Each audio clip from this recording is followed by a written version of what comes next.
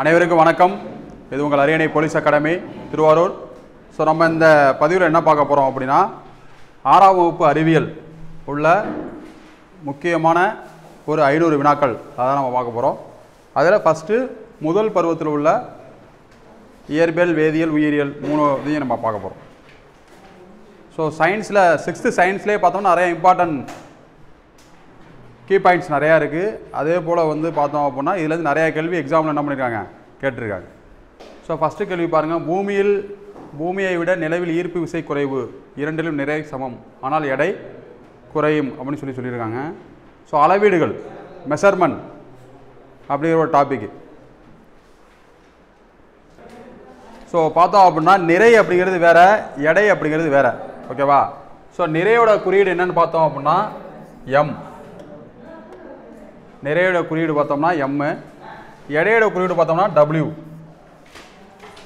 So நிறை, எடை என்ன ரெண்டுத்துக்கு டிஃப்ரென்ஸ் அப்படின்னா, ஒரு பொருளோட அளவை புவியீர்ப்பு விசை செயல்படும் பொழுது மெஷர்மெண்ட் பண்ணுறோம், புவியீர்ப்பு விசையை கன்சிடர் பண்ணி அளக்கிறோம் அப்படின்னா அது எடை.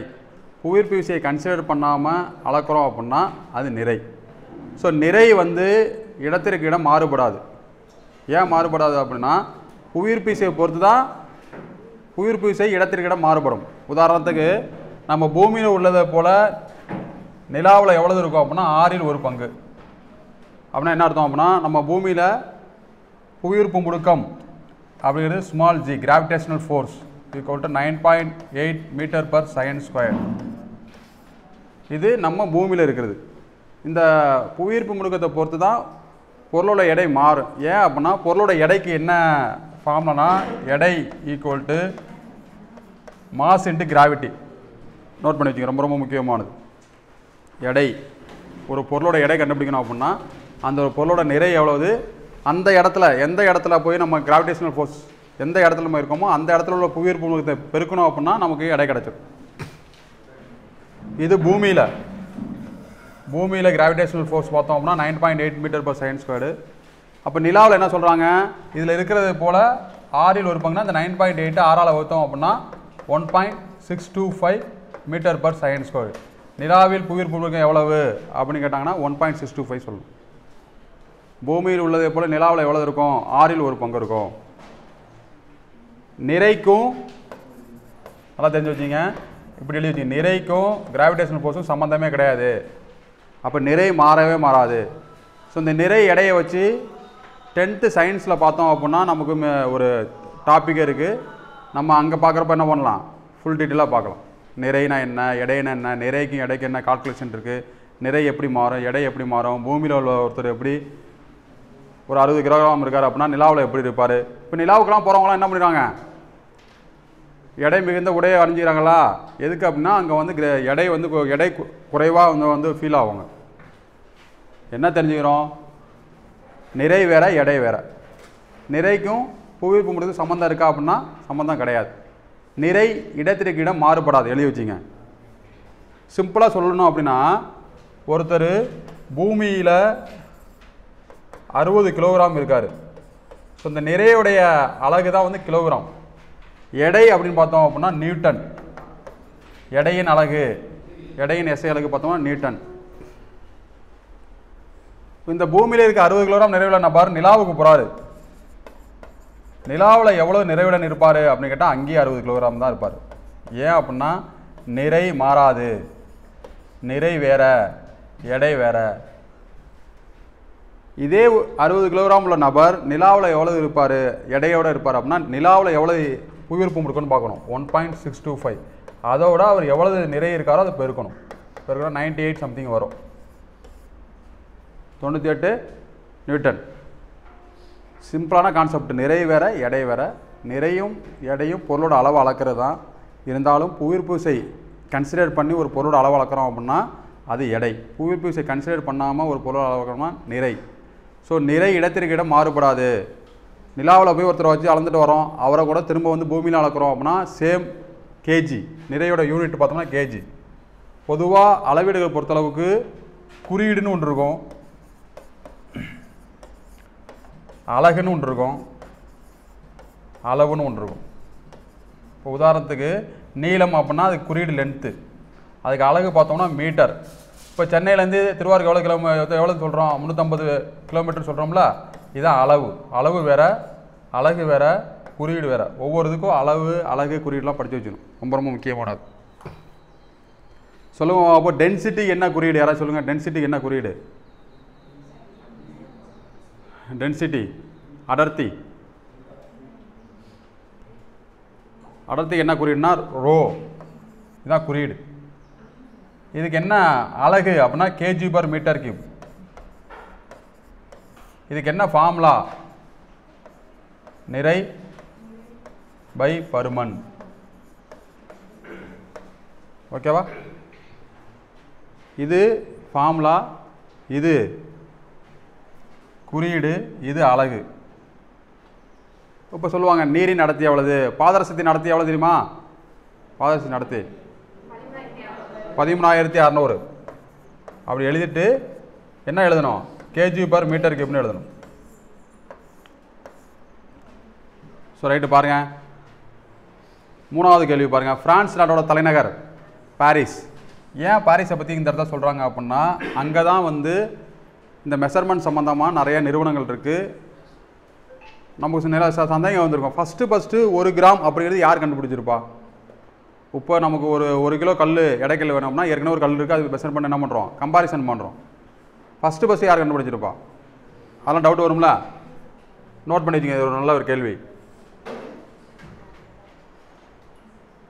எடைகள் மற்றும் அளவீடுகளுக்கான அனைத்துலக நிறுவனம் எங்கே இருக்குது அப்படின்னா ஃப்ரான்ஸ். இன்டர்நேஷ்னல் அளவில் எல்லோரும் கன்சிடர் பண்ணி இதுதான், இந்த அளவு தான் ஒரு பொருள் ஒன்று ரெடி பண்ணி இதுதான் வந்து 1 கிராம், அதுலேருந்து 1 கிராம்லேருந்து கேஜி அப்படின்னு சொல்லிட்டு கொண்டு வந்திருக்காங்க. ஓகேவா? எடைகள் மற்றும் அளவீடுக்கான அனைத்துலக நிறுவனம் எங்கே இருக்குது? ஃப்ரான்ஸில் இருக்குது. இதோட தலைநகர் பார்த்தோம்னா பாரிஸ். இது நம்ம இதில் இந்தியாவில் தேசிய இயற்பியல் ஆய்வகம் எங்கே இருக்குது அப்படின்னா புதுடெல்லி. வேதியியல் ஆய்வகம் எங்கே இருக்குது சொல்லுங்கள்? வேதியியல் ஆய்வகம்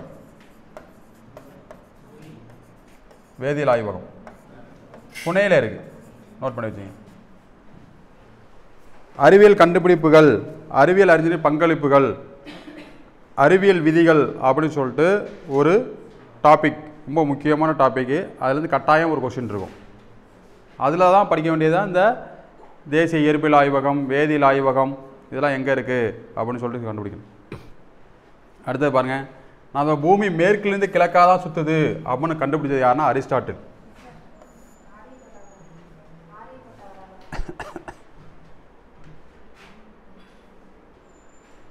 சரி பார்த்தீங்க. நம்ம பூமி மேற்கிலேருந்து கிழக்காக சுற்றுகிறது அப்படின்னு சொன்னது யாருன்னு பார்த்தோம்னா ஆரியப்பட்டா.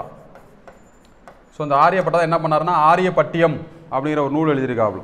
அது நிறையா கண்டுபிடிப்புலாம் சொல்லியிருக்காப்புல. ஸோ பூமி மேற்கிலேருந்து கிழக்காக சுற்றுறதால தான் நமக்கு சூரியன் வந்து என்ன பண்ணுது? கிழக்கில் தோன்றி மேற்கில் மறைவது போல தோன்றுகிறது.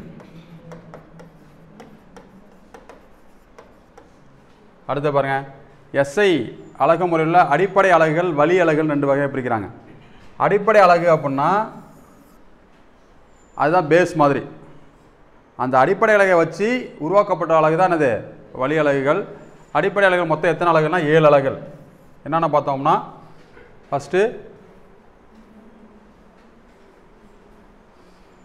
ஃபஸ்ட்டு வந்து நீளம் தான். ஃபஸ்ட்டு என்னது?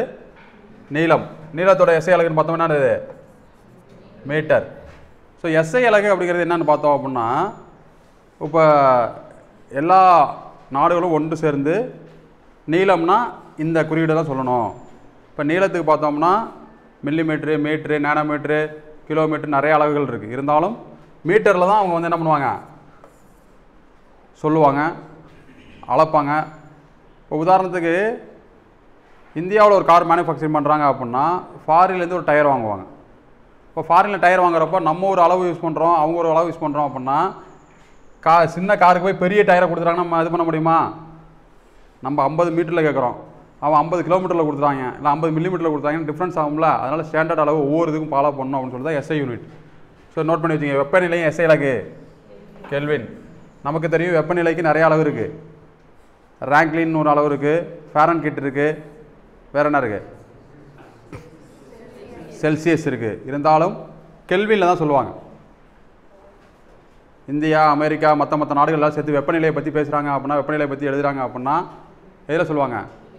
ஸோ நோட் பண்ணி வச்சுங்க. நம்ம பாடி டெம்பரேச்சர் எவ்வளோ தெரியுமா? மனித உடல்நிலை சராசரி வெப்பநிலை 36.9 டிகிரி செல்சியஸ் அல்லது 98.4 ஃபாரன்ஹீட். ஸோ டிகிரி செல்சியஸ் எல்லாருக்கும் தெரியும், ஃபாரன்ஹீட்டில் தெரியாது. ஸோ வெப்பநிலை அப்படின்னு சொல்லிட்டு ஒரு டாபிக் பார்ப்போம். அந்த வெப்பநிலை அப்படிங்கிற டாப்பிக்கில் முக்கியமான கான்செப்ட்டு எப்படி டிகிரி செல்சியஸை கெல்வினாக மாற்றுறது, கெல்வினை எப்படி ஃபாரன்ஹீட்டாக மாற்றுறது அப்படிங்கிறது தான். லாஸ்ட் டைம் என்ன எக்ஸாம் கேட்டாங்க சொல்கிறேன் உங்களுக்கு. அடுத்தது பார்த்தோம் அப்படின்னா ரூம் டெம்பரேச்சர். இப்போ ஏசியில் போய் டெம்பரேச்சர் குறைக்கிறோம்ல, அப்போ ஆவரேஜாக ஒரு ரூம் அறை வெப்பநிலை எவ்வளோ இருக்கும்?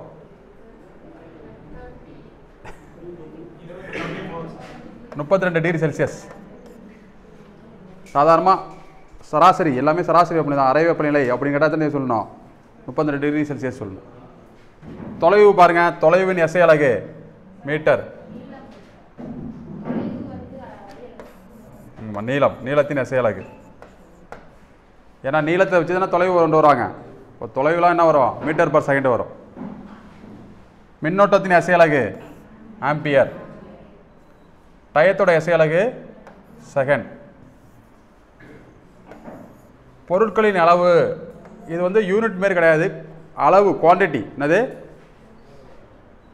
ஒரு மூல் அப்படிங்கிறது என்னது? 6.023 × 10⁻23 மூலக்கூறுகள். ஒரு பொருளை எடுக்கிறோம், அந்த பொருளில் இவ்வளோ மூலக்கூறுகள் இருந்துச்சு அப்படின்னா அது ஒரு மோல் அப்படின்னு சொல்கிறாங்க. புரிஞ்சுக்க முடியுதா? அடுத்து பாருங்கள், நிறையின் எஸ்ஐ அலகு கிலோகிராம். நிறைக்கு என்ன குறியீடு? எம். SI unit kg. ஒளிச்செறிவு கேண்டிலா. ஒளிச்செறிவுனா என்ன அப்படின்னா, ஒரு மெழுகுவத்தி பார்த்துருப்போம். மெழுகுவத்தி பார்த்தீங்கன்னு வச்சுக்கலாம், அணையிறப்போ ஒரு மாதிரியாக எரியும், ஆரம்பத்தில் ஒரு மாதிரியாக எரியும். புரிஞ்சுக்க முடியுதா? அந்த செறிவு, லைட்டோடைய இன்டென்சிட்டி, இதுதான் வந்து ஒளிச்செறிவு. இதோட எஸ்ஐ அலகு என்னது? கேண்டிலா. அடுத்து பாருங்கள், இதெல்லாம் யூனிட் கன்வர்ஷன் நம்ம பார்த்துருப்போம். நமக்கு நீளத்தை அளக்கக்கூடிய மிக சிறிய அளவு நமக்கு தெரிஞ்சது என்னென்னா மில்லிமீட்டர். ஸ்கேலை வச்சு அதை என்ன பண்ணுவோம்? அளப்போம். அதை தாண்டி அளக்க தான் எதில் அளப்போம்? வெர்னியர் கேஜில் அளப்போம். கேள்விப்பட்டீங்களா? நோட் பண்ணி வச்சுங்க. வெர்னியர் கேஜின் மீச்சிட்டு அளவு அப்படின்னா வெர்னியர் கேஜை கொண்டு அளக்கக்கூடிய மிக குறைந்த அளவு, அதான் மீச்சிட்டு அளவு.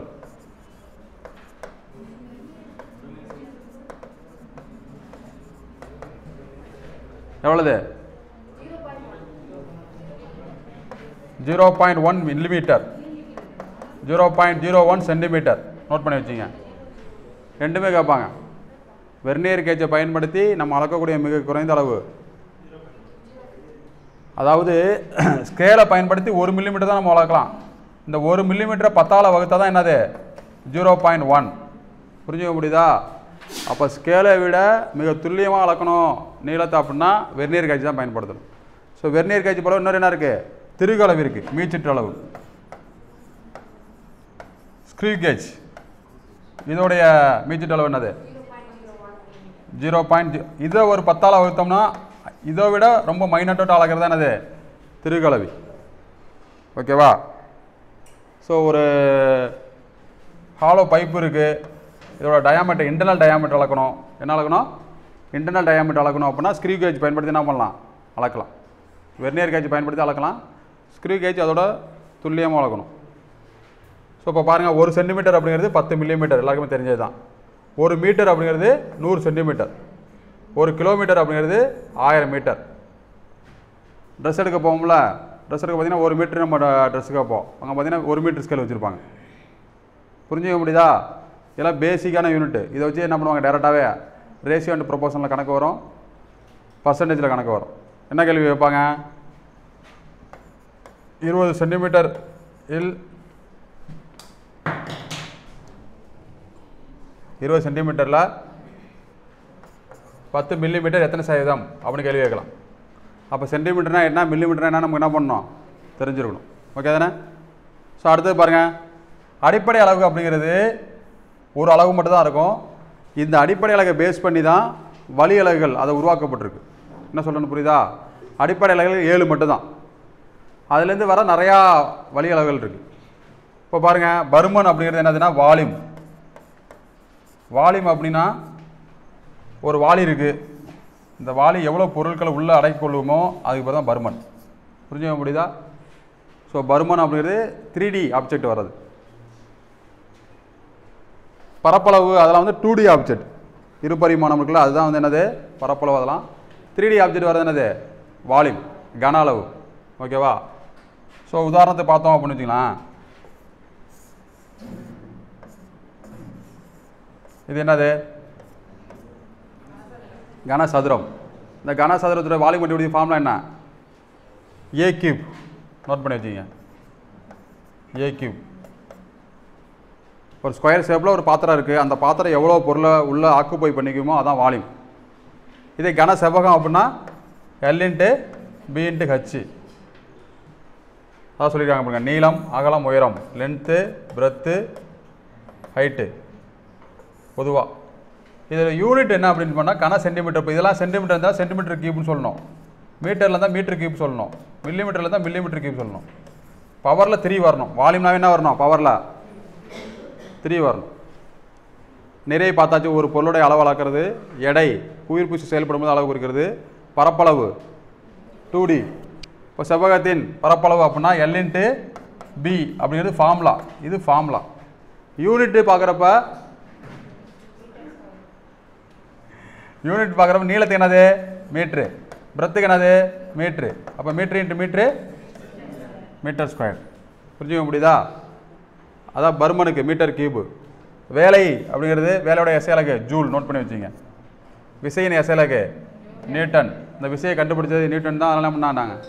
நியூட்டன் பேரில் வச்சுட்டாங்க. ஸோ மின் தடை, இதெல்லாம் ஒரு எக்ஸாம்பிள் சொல்லியிருக்காங்க. ஓகேவா? மின் தடை அப்படிங்கிறது ரெசிஸ்டன்ஸ். ஒரு பொருளானது தன் வழியே மின்சாரத்தை அனுமதிக்க மறுக்கிற ஒரு செயல். ஓகேவா? ஸோ அந்த மின்தடை வந்து ஒவ்வொரு பொருளுக்கு என்ன ஆகும்? வித்தியாசமாகும். உயர்ந்த மின்தடை கொண்ட பொருள் இது நிக்ரோம். இது நிக்ரோம். அது நிக்ரோம் எதோட காம்பினேஷன் அப்படி பார்த்தோம்னா நிக்கல் ப்ளஸ் குரோமியம்.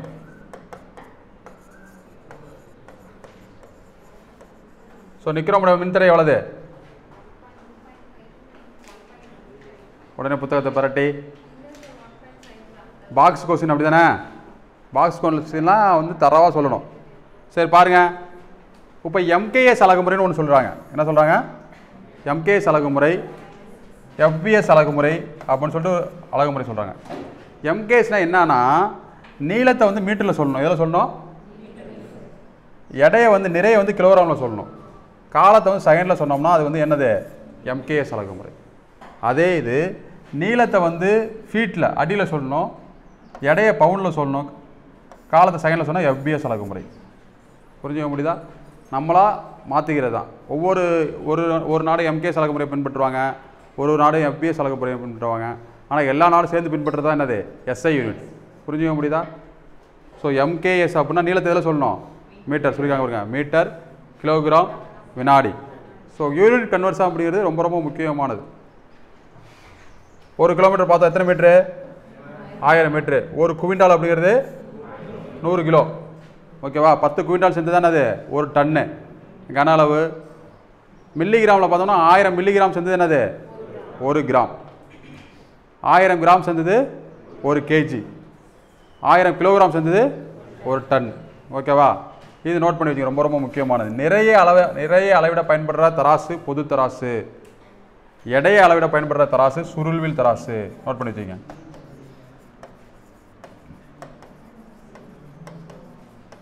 எடை அளக்க பயன்படுற தராசு என்னது? சுருள்வில் தராசு. இந்த சுருள்வில் தராசு என்ன தத்துவத்தின் அடிப்படையில் செயல்படுது அப்படின்னு பார்த்தோம்னா ஹூக்ஸ் லா. இதுதான் கொஸ்டின். நோட் பண்ணி வச்சுங்க. ஹூக்ஸ் லா, ஹூக்ஸ் விதி. ஹூக்ஸ் விதினா என்ன? Stress is directly proportional to strain. தகைவு திரிபு. ஒரு பொருள் மீது எவ்வளோ அழுத்தம் செலுத்துகிறோமோ அந்த அளவுக்கு அதில் என்ன ஆகும்? மாற்றம் ஏற்படும். ஓகேவா? அடுத்தது பாருங்க, மீட்டரை விட கம்மியாக உள்ளதை சொல்லியிருக்காங்க. Decimetre, centimetre. ஒரு மீட்டர் எப்படி சொல்லலாம்? 100 சென்டிமீட்டராக சொல்லலாம். கரெக்டாக தான் அது. மில்லிமீட்டர். இதுதான் நோட் பண்ணி வச்சுங்க. ஒரு நேனோமீட்டர் அப்படிங்கிறது என்னது? 10⁻⁹. Nano particle, nano technology, nano தத்துவம்லாம் பார்த்துருக்கோம்ல. ஸோ நோட் பண்ணி வச்சுங்க. ஒரு நேனோ அப்படிங்கிறது எத்தனை மீட்டர் அப்படின்னா 10⁻⁹ மீட்டர். என்னங்க 9 நேனோ. ஆங்ஸ்ட்ராங் அப்படின்னா 10⁻⁻10. இது நிறைய வாட்டி கேட்டுருங்க ஒரு நேனோ அப்படிங்கிறது என்ன அப்படின்னு சொல்லிட்டு. இதெல்லாம் வந்து சின்ன அளவு, பெரிய அளவு.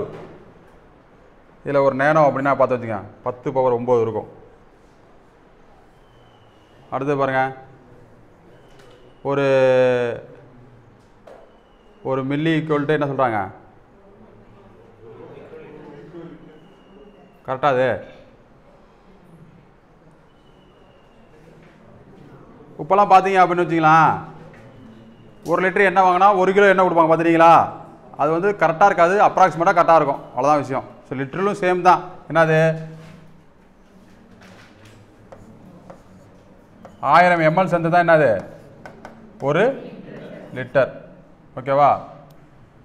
வேற நாள் அவருக்கு எம்எல் இல்லையா? சரி, ரைட்டு. இது நோட் பண்ணி வச்சு. இந்த மெட்ரிக் அழகுமுறை அல்லது திட்ட அழகுமுறை இது யார் உருவாக்குனது அப்படின்னா பிரெஞ்சுக்காரர்கள் உருவாக்கணும். யார் உருவாக்குனாங்க? அடுத்தது பாருங்க, அறிவியல் கண்டுபிடிப்புல இது ஒன்று. தானியங்கு வாகனங்களுடைய கடக்கும் தொலைவு இருக்குல்ல, அதை கண்டுபிடிக்கிறதுக்கு என்ன யூஸ் ஆகுது அப்படின்னா ஓடோமீட்டர். நம்ம இதில் இருக்க வண்டியில் இருக்கிறது ஸ்பீடோமீட்டர், இது என்னன்னா ஓடோமீட்டர். அடுத்தது தற்காலத்தில் பயன்படுத்துகிற ஸ்கேல் அளவுகோல் இருக்குல்ல, அதை கண்டுபிடிச்சது யாருன்னா வில்லியம் பெட்வேல். அடுத்து பாருங்க, சொன்னோம்ல ஆல்ரெடி சொன்னோம்ல, பிரான்ஸ் நாட்டில் பாரிஸில் எடைகள் மற்றும் அளவீடுகள் அனைத்துலக நிறுவனம் இருக்குது. அங்கே என்ன பண்ணியிருக்காங்க அப்படின்னா பிளாட்டினம் மற்றும் இரிடியத்தால் ஒரு உலோக கலவை இருக்குது. ஒரு கம்பி வச்சுருக்காங்க, ஒரு உலோக கலவையான கம்பி வச்சு என்ன சொல்கிறாங்க, அவங்க ஒரு ஸ்டாண்டர்டான ஒரு இது வச்சுருக்காங்க.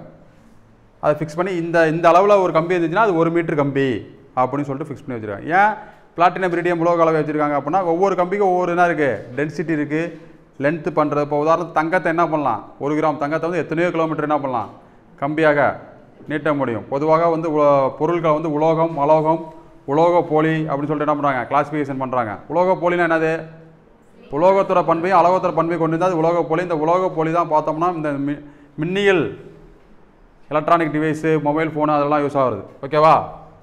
அடுத்து பாருங்கள், சொல்கிறாங்க பாருங்கள், இன்டர்நேஷ்னல் லெவலில் ஃப்ரான்ஸ் பாரிஸில் இருக்குது. இதோட நகல் இதே மாதிரி ஒரு கம்பி செஞ்சு வச்சுருக்காங்க, டெல்லியில் உள்ள தேசிய இயற்பியல் ஆய்வகத்தை வச்சுருக்காங்க.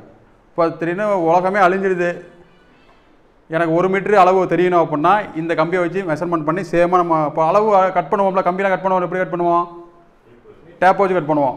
இல்லை எனக்கு அளவு கம்பி ஒன்று இருக்குன்னா அந்த அளவு கம்பி வச்சு கட் பண்ணுவோம். பார்த்துருக்கீங்களா? புரியுதா இல்லையா உங்களுக்கு? ஸோ ஃபஸ்ட்டு 1 மீட்டர் கம்பிங்கிறது எல்லோரும் சேர்ந்து சரி இதை வந்து நம்ம என்ன பண்ணுவோம், 1 மீட்டர் கம்பின்னு வச்சுப்போம்னு சொல்லிட்டு உருவாக்கிருக்கேன். அதுக்கு பயன்படுத்த உலோக கலவை தான் கொஸ்டின் கேட்பாங்க, பிளாட்டினம் இரிடியம் உலோக கலவை. அடுத்து பாருங்கள், கிலோகிராமுக்கும் அதே மாதிரி என்ன பண்ணுறாங்க, பிளாட்டினம் இரிடியத்தான உலோக ஒரு குறிப்பிட்ட அளவு வச்சு இவ்வளோ கம்பி அந்த உலோகத்தை உருக்கி வச்சு இதுதான் 1 kg அப்படின்னு சொல்லி வச்சுருக்காங்க. இது எந்த வருஷம் அப்படின்னா 1889. சயின்ஸை பொறுத்தளவுக்கு மேக்ஸிமம் வருஷம்லாம் என்ன பண்ண மாட்டாங்க, கேட்க மாட்டாங்க. இதுதான் ஒரு பாடம். ஃபஸ்ட்டு பாடத்தில் மட்டும் 50 கேள்வி இருக்குது. அளவீடுகள் அப்படிங்கிறது ஒரு பேசிக்கான கான்செப்ட்டு. இயற்பியல் அப்படின்னு எடுத்துட்டோம் அப்படின்னா 10 கேள்வி கேட்பாங்க. எத்தனை கேள்வி கேட்பாங்க? 10 கேள்வி. அதில் என்னென்னது கேட்பாங்க அப்படின்னா ஈஸி, ரொம்ப ஈஸி. அளவீடுகள் நோட் பண்ணி வச்சுங்க. அளவீடுகள், விசை மற்றும் இயக்கம்,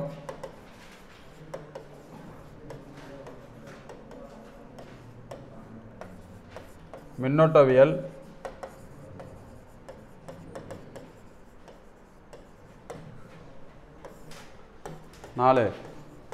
வெப்பவியல், ஒளியியல்,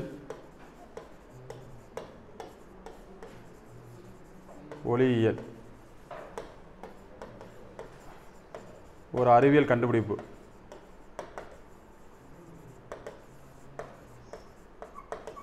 ஓகேவா? ஸோ இந்த 7 டாபிக், இந்த 7 டாப்பிக்லேருந்து 10 கொஷின். இதே போல் கெமிஸ்ட்ரிக்கும் ஒரு 7 டாப்பிக்கில் 7 லெசன். இதேமாதிரி கெமிஸ்ட்ரி ஒரு 7 கேள்வி, ஃபிசிக்ஸு 10 கேள்வி, பயாலஜிலேருந்து 15 கேள்வி இல்லைனா 13 கேள்வி கேட்பாங்க. சிலபஸில் பார்த்தீங்கன்னா அவங்களே சொல்லிட்டாங்க, நியூட்ரிஷன் உணவூட்டம் மற்றும் ஊட்டச்சத்து அப்படிங்கிறது பயாலஜியும் தனியாக கொடுத்துருக்காங்க, உணவூட்டம் மற்றும் ஊட்டச்சத்து என்ன பண்ணிருக்காங்க தனியாக கொடுத்துருக்காங்க. உணவூட்டம் மற்றும் ஊட்டச்சத்து அப்படிங்கிறது உணவை பற்றி படிக்கணும். நோய்கள் இருக்குது பார்த்தீங்களா, பாக்டீரியா நோய், வைரஸ் நோய், மனிதர்களுக்கு ஏற்படும் நோய்கள், அது சம்மந்தமான தடுப்பூசி, இதையும் என்ன பண்ணணும் படிக்கணும்.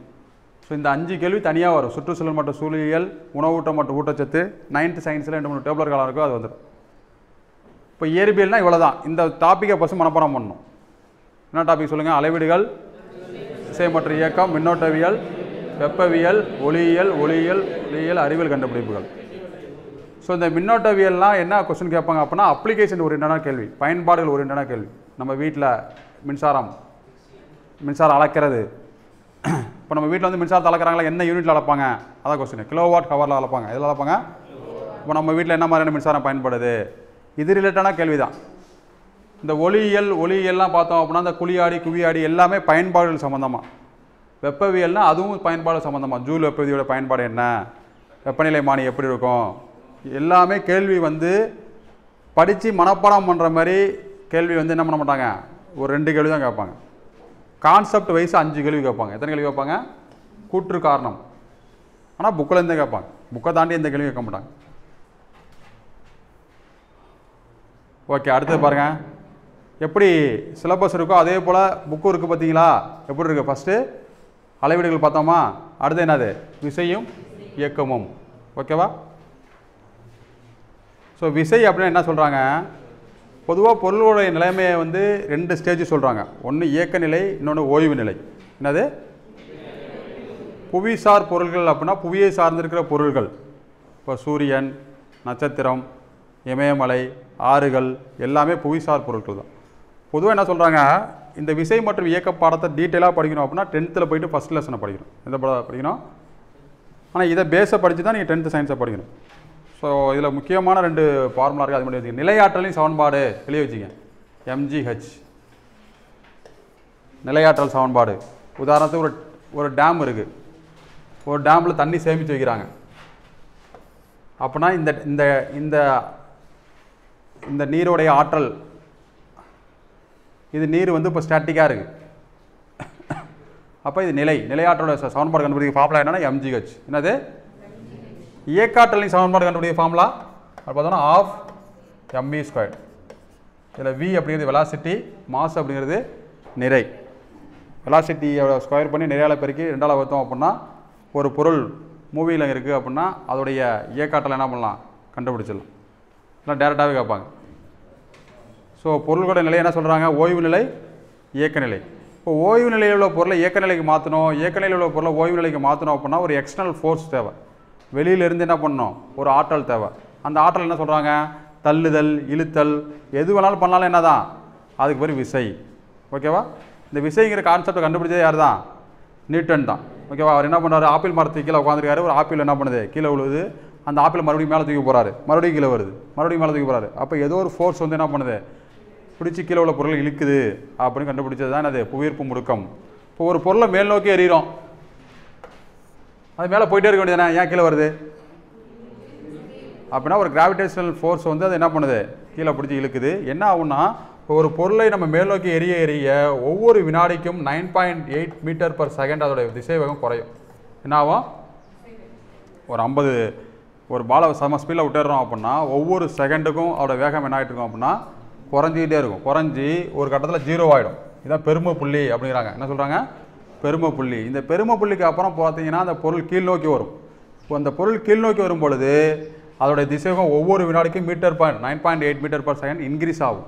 ஸோ அதனால் ஒரு மாடியிலேருந்து நம்ம குதிக்கிறோம், பொறுமையாக பார்த்து குதிச்சாலும் எப்படி குதிச்சாலும் நமக்கு ஏன் அடிபடுது, ஸ்பீடு இன்க்ரீஸ் ஆகிடும். எந்த ஒரு பொருள் என்ன ஆகும், ஸ்பீடு இன்க்ரீஸ் ஆகிடும். தெரிஞ்சு வச்சுங்க. என்ன கேள்வி கேட்பாங்க அப்படின்னா பூமியிலிருந்து ஒரு பொருளை மேல் நோக்கி எரிய புவியீர்ப்பு முடுக்கம் என்ன ஆகும், குறையும். மேலேருந்து ஒரு பொருள் பூமியை நோக்கி வருது, புவியீர்ப்பு முடுக்கம் சரி ரைட்டு பாருங்கள். பொதுவாக இயக்கத்தை வந்து பொருள்கள் இயங்கிறத எப்படிலாம் சொல்கிறாங்க அப்படின்னா நேர்கோட்டு இயக்கம் அப்படின்னு சொல்கிறாங்க. நேர்கோட்டு இயக்கம் என்னது, நேராக ஒரு பொருள் போயிட்டே இருக்குன்னா இது பேர் தானது நேர்கோட்டு இயக்கம். என்ன சொல்கிறாங்க, ஒரு மனிதன் நடந்து போகிறார் அப்படின்னா எப்படி பண்ண, ஒரு நடந்து நேராக போகிறார். தானாக கீழே விழும் பொருள் இதோட இயக்கம் எப்படி இருக்குன்னா நேராக தான் இருக்குமா, எப்படி இருக்கும், புரிஞ்சுக்க முடியுதா? அடுத்தது வளைவு பாதை இயக்கம். என்ன சொல்கிறாங்க, பொருளானது முன்னோக்கி சென்று தனது பாதையில் தனது திசையை தொடர்ந்து மாற்றிக்கொண்டே இருக்கிறது. என்னதான் அது, என்னது இப்படி விட்டுறோம்ல, இதான் வளைவு பாதை இயக்கம். புரிஞ்சுக்க முடியுதா? பாலை விட்டுடுறோம், பால் நேராக இப்படி நேராக போமா, அப்படி நேராக போமா, அப்படியே போய் வளையிறது தான் இது வளைவு பாதை இயக்கம். இது எக்ஸாம்பிள் கேட்டு இந்த கொஸ்டினை போய் கேட்டுருக்காங்க, எக்ஸாம்பிள் ஒரு வாட்டி கேட்டுருக்காங்க. நேர்கோட்டு இயக்கம், வளைவு பாதை இயக்கம். அடுத்தது பாருங்கள், வட்டப்பாதை இயக்கம்னா சுற்றி சுற்றி வர்றது. ஒரு பொருளை வட்டப்பாதை இயக்கம் தானே அது. கயிற்றினில் ஒரு முனையில் கல்லை கட்டி சுற்றுறோம்ல, அது என்ன இயக்கம்? தற்சுழற்சி இயக்கம். ஒரு அச்சை மையமாக வச்சு சுற்றிட்டே இருக்குது அப்படின்னா அதுக்கு பேர் தற்சுழற்சி இயக்கம். தற்சுழற்சி இயக்கத்தை எக்ஸாம்பிள் தான் படிக்கணும். என்ன படிக்கணும்? தற்சுழற்சி இயக்கத்தை என்ன எக்ஸாம்பிள்? வட்டப்பாதை இயக்கத்துக்கு கல்லை ஒரு முனையை கட்டி சுற்றுறது. வளைவு பாதை இயக்கத்துக்கு பந்து வீசுறது. தானே கீழே விழுகிற பொருள் நேர்கோட்டு இயக்கத்துக்கு உதாரணம். அடுத்தது பாருங்க, அலைவு இயக்கம். அலைவுக்கு என்னது? ஒரு புள்ளியை மையமாக வச்சு, இந்த புள்ளியை மையம் வச்சு திரும்ப அங்கே திரும்ப வராது. ஸோ அலைவு ஊசலின் அலைவு நேரம் கண்டுபிடிக்கிறதுனா ஃபார்முலா சமன்பாடு சொல்லுங்கள். தனி ஊசலுடைய அலைவு நேரம் கண்டுபிடிக்கிறது ஃபார்முலா கமெண்ட் பண்ணுங்கள், ஓகேவா? ஸோ அலைவு இயக்கத்தை உதாரணம் பார்த்தோம் அப்படின்னா தனி ஊசல். அடுத்து பாருங்கள், ஒரு குறிப்பிட்ட கால இடைவெளியில் மீண்டும் மீண்டும் நடைபெறும் இயக்கங்கள் கால ஒழுங்கு இயக்கம். டைம் பீரியடை வச்சு பூமி சுற்றுது, பூமி என்ன பண்ணுது? சூரியன் சுற்றுது, மறுபடியும் சூரியன் சுற்றுது, மறுபடியும் என்ன பண்ணுது? சூரியன் சுற்றுது. ஸோ பூமி சூரியனை சுற்றுவதற்கு எடுத்துக்கொள்ளும் காலம் தானே அது வருடம். புரிஞ்சுக்க முடியுதா? பூமி தன்னைத்தானே சுற்றுவதற்கு எடுத்துக்கொள்ளும் நேரம் தானே அது நாள். பூமி தன்னைத்தானே சுற்றுவதால் இரவு பகல் ஏற்படுது. பூமி சூரியனை சுற்றுவதால் பருவ காலங்கள் ஏற்படுது, ஓகேவா? ஸோ அலைவு இயக்கத்தை என்ன சொல்கிறாங்க? கால ஒழுங்கு இயக்கம்னு சொல்கிறாங்க. ஆனால் அனைத்து கால ஒழுங்கு இயக்கமும் அலைவு இயக்கம் இல்லை. பூமி சுற்றுறது என்ன இயக்கம்? பூமி சூரியன் சுற்றுறது என்னது? வட்டப்பாதை இயக்கம். பூமியோட வடிவம் என்ன வடிவம்? நோட் பண்ணிங்க, தெரியாதவங்க எழுதி வச்சுங்க. பூமியின் வடிவம் ஜியாய்டு வடிவம். பூமி இப்படி கிடையாது, இப்படி இருக்குது. ஸோ பூமியோட ஆரம் வந்து டிஃப்ரென்ஸ் ஆகும். யாராச்சும் சொல்லுங்க பார்ப்போம், பூமியின் ஆரத்துக்கும் கிராவிடேஷனல் ஃபோர்ஸுக்கும் உள்ள சமன்பாடு. பூமியோட ஆரம் மற்றும் கிராவிடேஷனல் ஃபோர்ஸ் இதுக்குள்ள சமன்பாடு யாருமே சொல்ல மாட்டீங்க. நான் வேணால் சவாலாக சொல்கிறேன். பூமியோடைய ஆரம், கிராவிடேஷனல் ஃபோர்ஸ். ஸோ நோட் பண்ணி வச்சிங்க. G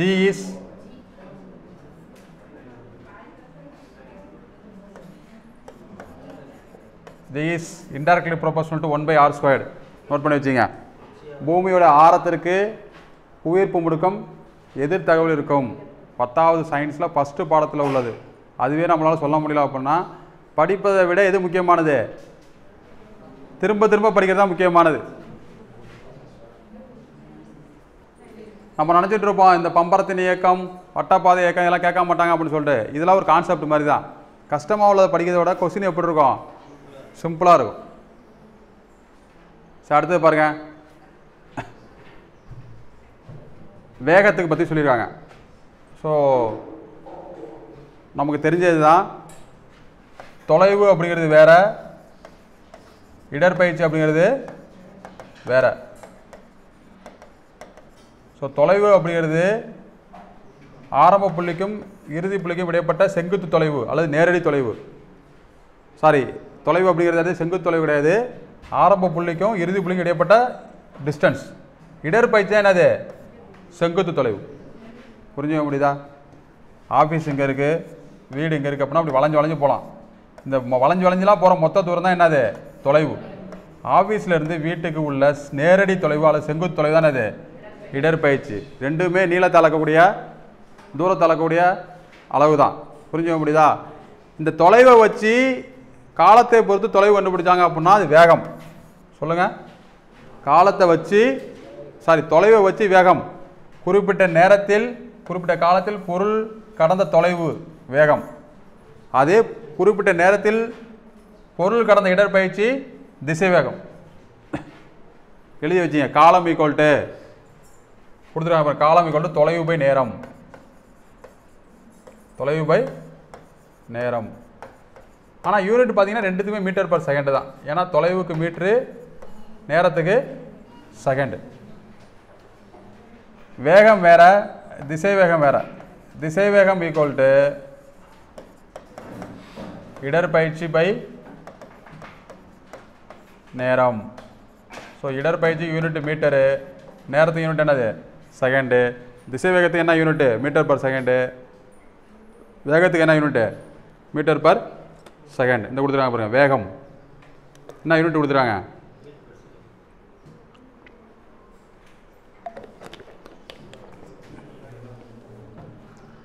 நல்லா தெரிஞ்சு வச்சுக்கலாம். இந்த யூனிட்டில் பேஸ் ஃபஸ்ட்டு வந்து தொலைவு. தொலைவு அப்படிங்கிறது என்னது, ஆரம்ப ஸ்டார்டிங் பாயிண்ட்டுக்கு எண்டு பாயிண்ட்டுக்கு உள்ள டிஸ்டன்ஸ், அவ்வளோதான். இதை தொலைவை என்ன சொல்லுவாங்க அப்படின்னா டிஸ்டன்ஸ் சொல்லலாம், குறியீடு இடற்பயிற்சி எஸ்ன்னு சொல்லுவாங்க. இதுக்கு நான் என்ன, நம்ம இப்போ இங்கேருந்து சென்னைக்கு எவ்வளோ தூரம் 350 சொல்லுவோம். 350 கிலோமீட்டர்னு சொல்கிறோம்ல, அதான் யூனிட். அந்த தொலைவை நிறைய யூனிட்டில் சொல்லலாம், ஆனால் ஸ்டாண்டர்டாக சொல்கிறது மீட்டர், அதான் எஸ்ஐ யூனிட். எஸ்ஐ யூனிட் அப்படிங்கிறது வேறு, நம்ம சொல்கிறது வேறு. ஸோ தொலைவுக்கு மீட்ரு, இடற்பயிற்சிக்கும் மீட்ரு தான். இப்போ ஒரு பஸ்ஸு போயிட்டுருக்கு, என்ன சொல்லுவோம், இவ்வளோ வேகத்தில் போயிட்டுருன்னு சொல்லுவோம். அப்படின்னா என்ன சொல்லுவோம், மணிக்கு இத்தனை கிலோமீட்டர் அப்படின்னா, ஒரு பஸ்ஸு மணிக்கு 60 கிலோமீட்டர் வேகத்தில் போயிட்டுருக்கு அப்படின்னா, அதே ஸ்பீடில் போயிட்டு இருந்துச்சு அப்படின்னா 1 மணி நேரத்தில் இந்த பஸ் என்ன ஆகிடும், 60 கிலோமீட்டர் ரீச் ஆகிடும் அப்படின்னுல. அப்போ காலத்தை பொறுத்து, நேரத்தை பொறுத்து அது எவ்வளோ தொலைவு கிடைக்குது, அதான் வேகம். நேரத்தை பொறுத்து அது எவ்வளோ இடற்பயிற்சி கிடைக்குது, அதான் என்னது திசை வேகம். அப்போ எழுதிங்க, ஃபஸ்ட்டு தொலைவு எழுதுங்க, ஃபஸ்ட்டு தொலைவு, ரெண்டாவது இடற்பயிற்சி, மூணாவது வேகம், நாலாவது திசை வேகம், அஞ்சாவது ஆக்சலரேஷன்.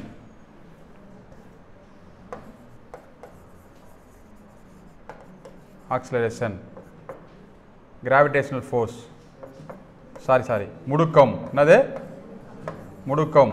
முடுக்கம்னா என்ன, காலத்தை பொறுத்து திசை வேகத்தில் ஏற்பட்ட மாற்றம்.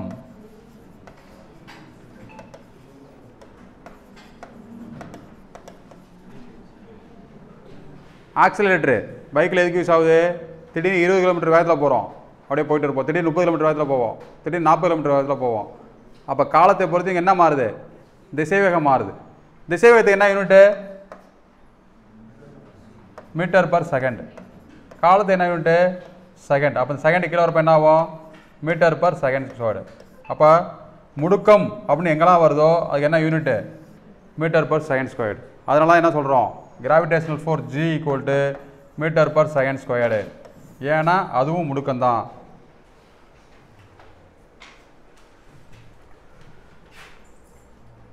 ஸோ இந்த கேட்டிருக்காங்க பாருங்கள், ஒரு பேருந்து 180 கிலோமீட்டர் தொலைவை டோட்டல் டிஸ்டன்ஸு 3 மணி நேரத்தில் கிடக்குது அப்படின்னா அதோட வேகம் எவ்வளவு. ஸோ வேகம் ஸ்பீடு ஈக்குவல் டு ஃபார்முலா என்ன, distance by time. So distance எவ்வளவு, 180 கிலோமீட்டர் எழுதணும். 3 மணி நேரத்தில் போகுது, அடித்தோம்னா என்னது 60 கிலோமீட்டர் பர் ஹவர். ஸோ தப்பாக போட்டிருக்காங்க, ஆன்சர் என்னது கிலோமீட்டர் பர் ஹவர். ஸோ புரிஞ்சுக்க முடியுதா. அப்போ 1 மணி நேரத்துக்கு 60 கிலோமீட்டர் போகுது, 3 மணி நேரத்தில் 180 கிலோமீட்டர் போகுது. இதை எப்படி வேணால் எழுதலாம், speed equal to distance by time, time equal to distance by speed, distance equal to speed into. Note பண்ணி வச்சுங்க, இது மேக்ஸுக்கும் யூஸ் ஆகும். இதை பேஸ் பண்ணி ஒரு கிராஃப் சார்ட்டே கேட்டிருக்காங்க. என்ன கிராஃப் சார்ட் அப்படின்னா,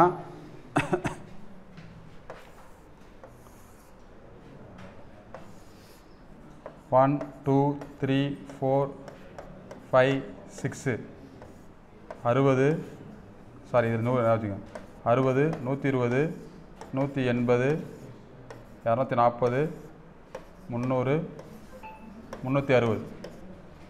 ஒரு பேருந்து இந்த வேகத்தில் போயிட்டுருக்கு, இதோட சராசரி வேகம் என்ன அப்படின்னு கேட்டிருக்காங்க. ஸோ கடந்த தொலைவு 360, எடுத்துக்கொண்ட நேரம் 6 மணி நேரம், பகுத்தம்னா எவ்வளவு 60 கிலோமீட்டர் பர் ஹவர். இது ப்ரீவியஸ் இயரில் கேட்ட கொஸ்டின். சிம்பிளான கான்செப்ட். உங்களுக்கு சயின்ஸ் புரியணும் அப்படின்னா இந்த வார்த்தை புரியணும். என்ன வார்த்தை, தொலைவு அப்படின்னா என்ன அப்படின்னு உங்களுக்கு புரிஞ்சுக்கணும். மனப்பாடம் பண்ணுறது கிடையாது. தொலைவு இடற்பெயர்ச்சி, இந்த தொலைவை வச்சு வர்றதான் வேகம், இடற்பெயர்ச்சியை வச்சு வர்றதான் திசைவேகம், இந்த திசைவேகத்தை வச்சு வர்றதான் முடுக்கம். அவ்வளோதான். இதெல்லாம் என்ன அப்படின்னு உங்களுக்கு இதுக்கான குறியீடு, இதுக்கான ஃபார்முலா, இதுக்கான யூனிட்டு. இப்போ தொலைவுக்கு யூனிட் பார்த்தோம்னா மீட்டர், இடற்பெயர்ச்சி யூனிட் பார்த்தோம்னா மீட்டர், வேகத்துக்கு யூனிட் பார்த்தோம்னா மீட்டர் பர் செகண்டு, திசைவேகத்துக்கு பார்த்தோம்னா மீட்டர் பர் செகண்டு, முடுக்கத்துக்கு பார்த்தோம்னா மீட்டர் பர் செகண்ட் ஸ்கொயர். இதை மனப்பாடம் பண்ணக்கூடாது, நல்லா தெரிஞ்சு வச்சுங்க. மனப்பாடம் பண்ணால் மறந்து போயிடும். புரிஞ்சுக்கணும். முடுக்கம்னா என்ன? திசைவேக மாறுபாடு, வெலாசிட்டி பை டைம். ஸோ வெலாசிட்டிக்கு என்ன யூனிட்டு? Metre per second. டைமத்துக்கு என்ன யூனிட்? செகண்டு. இந்த செகண்டு கீழே வரப்போ என்ன ஆகும்? மீட்டர் பர் செகண்ட் ஸ்கொயர் ஆகிடும். இந்த மீட்டர் பர் செகண்ட் ஸ்கொயர் எப்படி எழுதலாம்? எம்எஸ் மைனஸ் 2 எழுதலாம். தமிழில் எப்படி எழுதலாம்? மீட்டர் வினாடி மைனஸ் 2ன்னு எழுதலாம். புரிஞ்சுக்க முடியுதா?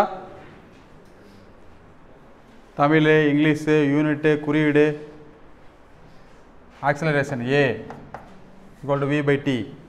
இது மாறவே மாற போகிறது கிடையாது. நல்லா தெரிஞ்சுங்க, சயின்ஸில் இது மாற போகிறது கிடையாது. இன்னும் 10 வருஷம் ஆனாலும் வேகம் தான், திசை வேகம் தான், முடுக்கம் தான். இதுதான் யூனிட். இதுக்கு பரிணாம வாய்ப்பாடு தனியாக இருக்குது. என்ன இருக்குது? பரிணாம வாய்ப்பாடு. அடுத்தது பாருங்கள். உசைன் போல்ட் 100 மீட்டர் தூரத்தை எவ்வளோ நேரத்தில் போயிருக்காரு அப்படின்னா 9.58 செகண்டில் போயிருக்காரு. ஓகேவா? கவனிங்க.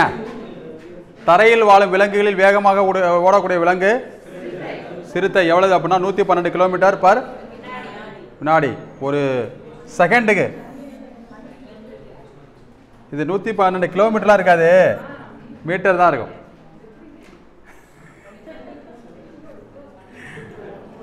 ரோபோட்டுகள் அப்படிங்கிற வார்த்தை செக்கோஸ்லோவியா நோட் பண்ணி வச்சிங்க.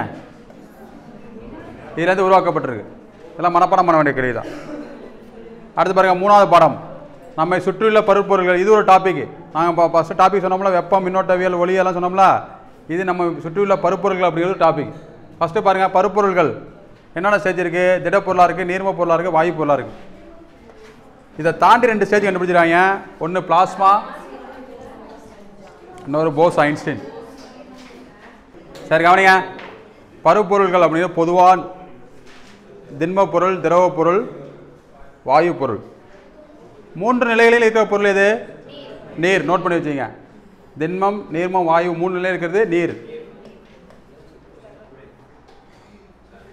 பனிக்கட்டியாக இருக்குது, நீராவியாக இருக்குது, வேறு எப்படி?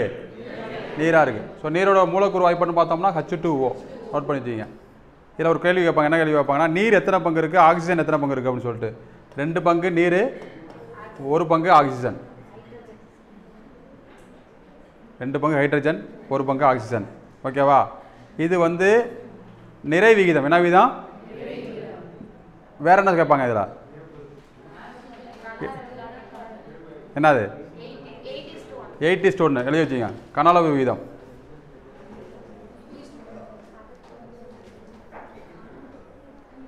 ஏன்னா ஆக்சிஜனுடைய மூலக்கூறு வாய்ப்பாடு என்னது? ஆக்சிஜனோட மூலக்கூறு வாய்ப்பாடு அணியன். ஆக்சிஜனோட அணியன் எத்தனை? 16. யார் சொன்னது? சரி ரைட்டு. பாருங்க, பிளாஸ்மா நிலை அப்படின்னா என்ன அப்படின்னா, அதிகமாக வெப்பப்படுத்தப்பட்ட ஒரு பொருளின் நிலை. நோட் பண்ணி வச்சுங்க. பிளாஸ்மா அப்படிங்கிறது என்னது? அதிகமாக வெப்பப்படுத்தப்பட்ட ஒரு பொருளை பயங்கரமாக ஹீட் பண்ணுறோம். அது ஒரு மாதிரியாக இருக்கும்போது தெரியுங்களா, பயங்கரமாக டெம்பரேச்சருக்கு இதான் மெல்ட் ஆன மாதிரி, அதுதான் பிளாஸ்மா நிலை. பிளாஸ்மா அப்படிங்கிறது ஹை டெம்பரேச்சரில் உள்ள ஒரு பொருள். போஸ் ஐன்ஸ்டீன் அப்படிங்கிறது மிக குறைவான ஒரு பொருளை எவ்வளோ குறைவாக கூல் பண்ண முடியுமோ அவ்வளோ குறைவாக கூல் பண்ணுறோம். அதான் என்னது? போஸ் ஐன்ஸ்டீன். ஓகேவா? ஸோ 4வது நிலை பிளாஸ்மா, 5வது நிலை போஸ் ஐன்ஸ்டீன். அணு அப்படிங்கிற வார்த்தையை ஃபஸ்ட்டு ரொம்ப ஒரு பொருள் இருக்குது. அந்த பொருளை சின்ன சின்ன துணுக்களாக உடைக்கிறோம். இதுக்கு மேலே அந்த பொருளை உடைக்கவே முடியாது அப்படி ஒரு ஸ்டேஜ் இருக்கும் பார்த்தீங்களா, அந்த மிகச்சிறிய துகள் தான் அணு அப்படின்னு சொல்லிட்டு ஃபஸ்ட்டு சொன்னது. நோட் பண்ணி வச்சுக்கோங்க. டெமோக்ரட்டிஸ். அணுக்கொள்கை யார் வெளியிட்டதுன்னு சொன்னால் யார் சொன்னோம்? John Dalton, 1801. நோட் பண்ணி வச்சுங்க. அணுக்கொள்கை ஜான் டால்டன். அணு அப்படிங்கிற வார்த்தை, அணு அப்படின்னு சொன்னது ஃபஸ்ட்டு டெமோக்ரட்டிஸ். பார்த்தோம்ல, போஸ் ஐன்ஸ்டீன் அப்படிங்கிறது எத்தனாவது? அதிக குளிரூட்டப்பட்ட ஸ்டேஜ். இது எப்போ கண்டுபிடிக்கப்பட்டது அப்படின்னா 1925 கண்டுபிடிச்சிருக்காங்க, 1995 உறுதி செஞ்சுருக்காங்க. ஓகேவா? இந்த கேள்வி ரொம்ப ரொம்ப முக்கியமான கேள்வி, குறித்து வச்சுங்க. மைய விலக்கு விசை, மைய நோக்கு விசை. ஒரு பொருளை நம்ம என்ன பண்ணுறோம், கல்லில் கட்டி சுற்றுறோம் அப்படின்னா அந்த அந்த கயிறை விட்டுறோம், என்ன ஆகும்? அதான் அந்த விசை வந்து மையத்தை நோக்கி இருக்கா இல்லை மையத்தை விட்டு விலகி இருக்கா, இதை பேஸ் பண்ணி இந்த டெக்னாலஜியை பயன்படுத்தி சில இயந்திரத்தெல்லாம் பயன்படுத்துகிறாங்க. துணி துவைக்கும் இயந்திரம், அதில் உள்ள வாஷிங் மிஷின் சுற்றுது பார்த்தீங்களா, அது என்ன கான்செப்ட்னா மைய விலக்கு விசை. நோட் பண்ணி வச்சுங்க, இது ஒரு எக்ஸாம்பிள் கேட்டுருக்காங்க. அப்போ கொஸ்டின் எப்படி கேட்குறாங்க, இந்த கான்செப்டை வச்சு இந்த கான்செப்ட் பயன்படுறதை கேட்குறாங்க. மைய விலக்கு விசைனா என்னன்னு கேள்வி கேட்க போகிறது கிடையாது. இந்த மைய விலக்கு விசை எங்கே பயன்படுது? எங்கே பயன்படுது? துணி துவைக்கும் இயந்திரம், குடை ராட்டினம். நோட் பண்ணிச்சு, குடை ராட்டினம். ராட்டினம் சுற்றுதுல, அதில் என்ன தத்துவம்னா எல்லாத்துலேயுமே மைய விலக்கு விசை தான். மைய நோக்கு விசை வந்து இப்போ வெண்ணெய் கடைகிறாங்களா, அதில் என்ன தத்துவம்? அதான் அதில் என்ன தத்துவம்? அடுத்து பாருங்க, ஒரு இதெல்லாம் வந்து ஓல்டு புக்கில் உள்ள டேட்டா. இது உங்களுக்கு விருப்பம்னா படித்து வச்சுக்கிங்க. ஒரு ட்ராப் தண்ணி இருக்குது, நீர் இருக்குது அப்படின்னா அதில் எவ்வளோ மூலக்கூறு இருக்கும் அப்படின்னா 10⁻21 மூலக்கூறுகள் இருக்குமா. ஓகேவா? இதெல்லாம் ஞாபகம் வச்சுங்க. 10⁻−9 நானோ, 10⁻−10 ஆங்ஸ்டாங், 10⁻21 நீரில் இருக்க மூலக்கூறு. அணுவின் விட்டம் 10⁻−10. அடுத்தது பாருங்க, பேனாவில் ஒரு புள்ளி வைக்கிறோம்ல, அந்த புள்ளியில் எத்தனை மூலக்கூறு இருக்குமா?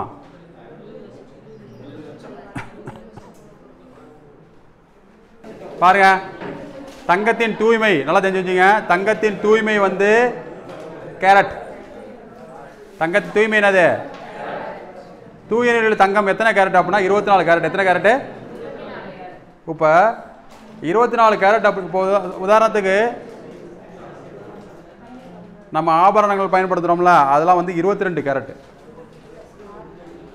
இதை பார்த்தீங்கன்னா 916 கேடிஎம் அப்படின்னு சொல்லுவாங்க. இந்த 916 கேடிஎம் அப்படிங்கிறது என்ன அப்படின்னா தூய தங்கம் 24 கேரட்டு, அதில் 22 கேரட்டு தங்கம். அப்போ இன்ட்டு 100% 100 போட்டோம் அப்படின்னா இதை சால்வ் பண்ணி அப்படின்னா 91.6% தான் இதில் கோல்டு. அப்போ ஒரு தங்க நகை கடையில் எவ்வளவு கொள்ளையடிக்கிறாங்கன்னு பார்த்து வச்சுங்க. இது ஒரு 8.4% செம்பு கலக்கிறாங்களா, செய்கூலி, சேதாரம், ஜிஎஸ்டி, ஐஜிஎஸ்டி அப்படி இப்படின்னு பார்த்தோம் அப்படின்னா ஒரு நகைக்கு ஒரு எவ்வளோ லாபம் உங்களுக்கு போகும். இப்போ செம்புக்குள்ளே காசை கழிச்சு தானே சொல்லணுங்க. இதெல்லாம் ஏன் நம்ம கேட்க மாட்டோம்? அந்த பொருளை செய்கிறப்ப இப்போ ஒரு 10 பவுனில் ஒரு நகை செய்கிறோம், சேதாரம் 13% போடுறாங்க. 10 பவுன்னா 80 கிராம், 80 கிராமுக்கு 13% பார்த்தோம் அப்படின்னா கிட்டத்தட்ட ஒரு 8 கிராம் சேதாரத்தை நம்மள்கிட்ட கொடுக்கணும்ல. யார் கேட்குறது இல்லையா? ஏன் நீங்கள் கேட்க வேண்டியதானே? சரி, ரைட்டு. இது ரொம்ப முக்கியமானது, நோட் பண்ணி வச்சுங்க. 22 கேரட்டில் 91.6% தங்கம் இருக்குது. அது 18 கேரட்டில் எவ்வளோ போய் 24 × 100 டேரெக்டாக கேட்பாங்க. 75% தான் தங்கமே இருக்குது. நகை நல்லா யூஸ் பண்ணணும், ஆனால் உடவே கூடாது அப்படின்னா 18 கேரட்டில் நீங்கள் தங்கம் வாங்கணும். புரிஞ்சுக்க முடியுதா? 24 கேரட்டில் தங்கம் வாங்கினா என்ன ஆகும் அப்படின்னா இப்படி அமுக்குனீங்கன்னா உடஞ்சிரும். ஒரு பொருளுக்கு ஒரு கேரட் இருக்குது. உடையும் தன்மை அப்படிங்கிறது வேறு, கம்பியாக நீட்டும் தன்மை அப்படிங்கிறது என்னது வேறு. ஓகேவா? உலோகம், அலோகம், உலோகப்பொலி 10th படிப்போம். அப்போ நம்ம பார்ப்போம். ஸோ 89 கொஸ்டின் பாருங்கள். நீரை சுத்தப்படுத்துறது என்ன டெக்னாலஜி அப்படின்னா ஆர்ஓ, ரிவர்ஸ் ஆஸ்மோசிஸ். அதனால தான் ஆர்ஓ வாட்டர்னு சொல்கிறோம். எதிர் சவுடு பரவல், ரிவர்ஸ் ஆஸ்மோசிஸ். ஓகேவா? அடுத்து பாருங்கள், தாவரங்கள் வாழும் உலகம். இவ்வளவு படித்தோம்ல, ஆனால் எக்ஸாமில் கேட்ட கேள்வி இந்த கேள்வி தான். வேர்களில் உணவை சேமிக்கும் தாவரம் எது? தண்டில் உணவை சேமிக்கும் தாவரம் எது? சரி, ரைட்டு. இது வந்து என்ன டாபிக் அப்படின்னா பயாலஜியில் வர்ற தாவர உலகம், விலங்கு உலகம்னு சொல்லிட்டு டாபிக் இருக்குது. என்ன இருக்குது? ஃபஸ்ட்டு சயின்ஸில் 30 கொஸ்டின். இந்த 30 கொஸ்டினுக்கு என்னென்ன டாபிக் அடுத்து நான் சொல்கிறேன் உங்களுக்கு. இம்பார்ட்டண்டான 100 டாபிக்ஸ், 100 தலைப்புகள். அந்த 100 தலைப்பை படிச்சுட்டு போனீங்க அப்படின்னா நிறைய கேள்வி அந்த தலைப்புலேருந்து வரும்.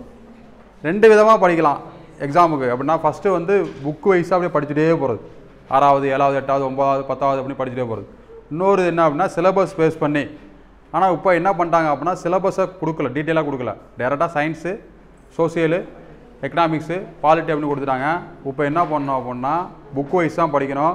கொஸ்டின் கொஞ்சம் வித்தியாசமாக தான் இருக்கும், நல்லா தெரிஞ்சு வச்சிங்க. தாவரங்கள் வாழும் உலகம். ஸோ தாவர உலகம், விலங்கு உலகம். இந்த ஃபஸ்ட் எடுத்தோன்னா நம்ம பயாலஜியை பார்க்குறப்போ எப்படி பார்க்கணும் அப்படின்னா இந்த பூமி எப்படி உருவானுச்சு, உயிரினங்கள் எப்படி உருவானுச்சு, உயிரினங்கள் எப்படி வகைப்படுத்தப்பட்டது, அதில் மனிதன் எங்கே இருக்காப்புல, இப்படிலாம் தெரிஞ்சு வச்சுக்கணும். ஸோ 5 உலக வகைப்பட உருவாக்குனது யார்? RH விக்டேக்கர். எப்போ உருவாக்குனாரு?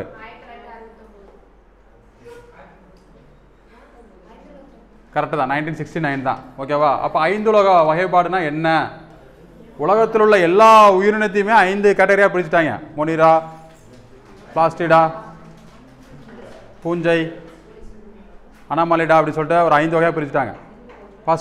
ஃபஸ்ட்டு உயிரினங்களை இது தாவரம், விலங்கு அப்படின்னு பிரித்தது யார்? அரிஸ்டாட்டில். நோட் பண்ணி வச்சுங்க. பொதுவாக உயிரினங்களை தாவரம், விலங்குன்னு பிரித்தது அரிஸ்டாட்டில். அதை 5 வகையாக பிரித்தது 5 உலக வகைப்பாடு RH விக்டேக்கர்.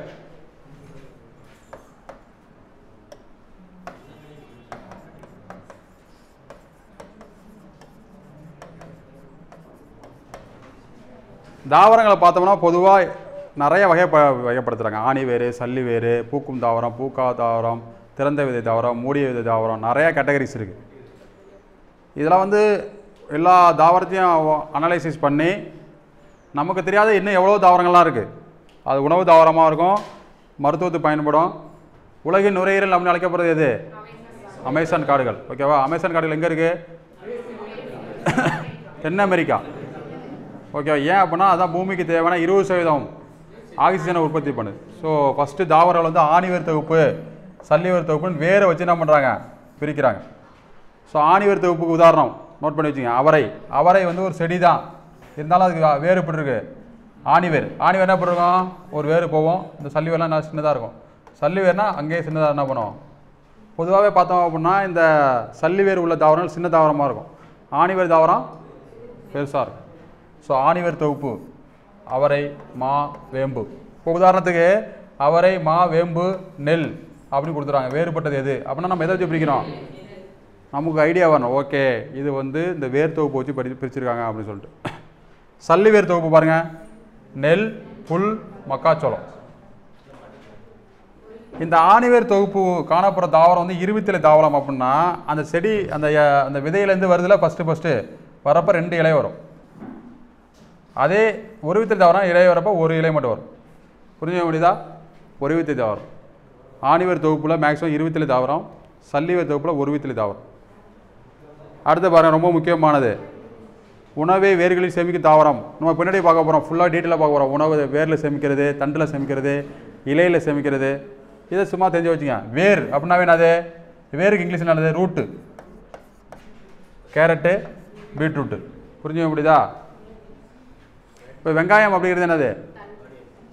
வெங்காயம் பார்த்தீங்க. இப்போ அதை நீங்கள் உங்களுக்கு டவுட்டு வருது அப்படின்னா அப்படியே கண்ணுக்கு கொண்டு வரணும். வெங்காயத்தை பார்த்து வச்சுக்கலாம், இப்படி ஒரு குமிழ மாரி இருக்குமா, இதுக்கு மேலே இலை வரும் பார்த்துறீங்களா, இது கீழே கொஞ்சம் வேர் இருக்கும். அப்போ வேர் இருக்குது, தண்டு இருக்குது, இலை இருக்குது. அப்போ இது என்னது? நம்ம சாப்பிட்றது என்னது? வெங்காயம் இருக்குன்னா வெங்காயத்தை சாப்பிட்றது என்னது? தண்டு. இஞ்சி மட்டன் இல்லை தண்டு. இஞ்சி என்னது? தண்டு. ஓகேவா? கேரட்லாம் பார்த்தீங்கன்னா கேரட்டு கீழே என்னமே இருக்காது. என்ன இருக்காது? கேரட்டே ஒரு இதுதான். என்னது? வேறு. இப்படி வந்து வேறு வந்திருக்கும், இதுக்கெல்லாம் என்ன வந்திருக்கும்? இலை வந்திருக்கும். புரிஞ்சுக்க முடியுதா? அடுத்து பாருங்க, ஒரு சூப்பரான கேள்வி, நிறைய பேர் தப்பு பண்ணுற கேள்வி. என்ன கேள்வி அப்படின்னா, ஒளிச்சேர்க்கை தாவரத்தில் எங்கே நடைபெறும் அப்படின்னா இலையில் தான் நடைபெறும். எங்கே நடைபெறும்? ஸோ ஒளிச்சேர்க்கை வேற, நீராவி போக்கு வேற, தாவரங்கள் சுவாசித்தது வேற. ஸோ ஒளிச்சேர்க்கை நடைபெறும் பொழுது என்ன பண்ணோம் அப்படின்னா CO2 எடுத்துக்கிட்டு O2 ரிலீஸ் பண்ணும். தாவரங்களும் சுவாசிக்கும். என்ன பண்ணோம்? சுவாசிக்கிறப்ப மனிதன் சுவாசிக்கிறது போலவே O2 எடுத்துக்கிட்டு CO2 என்ன பண்ணோம்? ரிலீஸ் பண்ணும். நீராவி போக்கு அப்படிங்கிறது ஃபோட்டோசிந்தசிஸ் அப்படிங்கிறது ஒளிச்சேர்க்கை. அந்த நீராவி போக்கு அப்படிங்கிறது வேறு வழியாக நீரை எடுத்து வெளியில் அனுப்புறது தான் அது நீராவி போக்கு. நீரை வெளியில் போக்குறது தான் அது நீராவி போக்கு. ஒளிச்சேர்க்கை அப்படிங்கிறது உணவு சேகரிக்கிற செயல். என்ன கொஸ்டின் கேட்பாங்க அப்படின்னா, இந்த ஒளிச்சேர்க்கை செய்கிறதுக்கு என்னென்னலாம் தேவை சொல்லுங்கள். ஃபஸ்ட்டு சூரிய ஒளி தேவையா தேவையில்லைன்னா தேவை. ஆனால் சூரிய ஒளி இல்லாமல் ஒளிச்சேர்க்கை நடைபெறுமானா நடைபெறும். ஸோ லைட்டு, நீர், கார்பன் டை ஆக்சைடு, பச்சையம். எக்ஸாம்பிள் ஒரு ப்ரீவியஸ் இயர் கொஸ்டின் கேட்டிருக்காங்க. இந்த பச்சையத்தில் என்ன தனிமம் இருக்கும்? மெக்னீசியம். நோட் பண்ணி வச்சுங்க. என்னது? பச்சையத்தில் காணப்படும் தனிமம் மெக்னீசியம். ஸோ நீராவி போக்கு எங்கே நடைபெறுது? இலைத்துளையில் நடைபெறுது. இலைத்துளையில் என்ன இருக்கும்? ஸ்டொமேட்டா அப்படிங்கிற இலைத்துளை இருக்கும். அதுக்கு மேலே என்ன இருக்கும்? கியூட்டிக்கிள் அப்படிங்கிற ஒரு மெழுகு போன்ற படலம் இருக்கும். எல்லாம் எழுதி வச்சுங்க. Cuticle, stomata. இப்போ என்ன அப்படின்னா, கோடை காலத்தில் பார்த்தோம் அப்படின்னா தாவரத்துக்கு தண்ணி அதிகமாக கிடைக்காது. ஸோ அதனால் என்ன பண்ணோம்? ஸ்டொமேட்டா மூடி இருக்கும். மழை காலத்தில் தண்ணி அதிகமாக இருக்கும். இப்போ ஸ்டொமேட்டா திறந்துருக்கும். அதிகமாக நீராவி போக்கு நடைபெறும். புரிஞ்சுக்க முடியுதா? எபிக்ளாட்டிஸ் கேள்விப்பட்டீங்களா ராஜா? நீங்கள் அமைதியாக இருங்க. எபிக்ளாட்டிஸ். ஸோ நம்ம உடம்புல பார்த்தீங்க அப்படின்னா தொண்டை எபிக்ளாட்டிஸ் அப்படிங்கிறது ஒரு குரல் வலை மூடி இப்படி இருக்கும். நம்ம தொண்டை உள்ளே இப்படி இருக்கும். இது மூச்சுக்குழல், இது உணவு குழல். இதுக்கு மேலே ஒரு மூடி மாரி இப்படி இருக்கும். இப்போ நம்ம சாப்பிட்றோம் அப்படின்னா உணவு குழல் திறந்துருக்கும், மூச்சுக்குழல் மூடி இருக்கும். திடீர்னு மூச்சுக்குழலில் உணவு போயிட்டுனா தும்முற புறையிறது பார்த்தீங்களா? இப்போ நுரையீரலில் சாப்பாடு விழுந்துருது, என்ன பண்ணுறது? நுரையீரலில் போயிடுது, என்ன பண்ணுறது? அவ்வளோதான், முடிஞ்சிச்சு. ஒருத்தர் என்ன பண்ணுறாப்புல, சீயக்காய் பவுடர் இருக்குல்ல, இப்படி பல்லால் கடிச்சு இப்படின்னு இழுத்துருக்காப்புல, அப்படியே ஃபுல்லாக டெபாசிட் ஆகிட்டு நுரையீரலில் போயிட்டு, அவ்வளோதான், காப்பாற்ற முடியல. என்ன சொல்லணும்னு புரியுதா உங்களுக்கு? அப்போ புறையிறது, தும்மல் வருதுன்னா நல்லா சத்தமாக தும்மணும், கண்ட்ரோல் பண்ணிவிட்டு இப்படிங்க விடாது.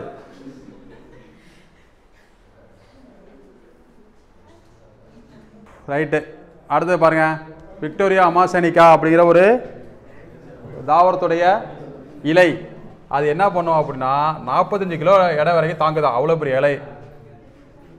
இதுதான் மிகப்பெரிய இலை கொண்ட தாவரம். எது? விக்டோரியா. அடுத்த பாருங்கள், தாவரத்தை வந்து ஏற்கனவே என்ன பிடிச்சாங்க? ஒருவித்திலை தாவரம், இருவித்திலை தாவரம், ஆணிவேர் தொகுப்பு, சல்லிவேர் தொகுப்பு.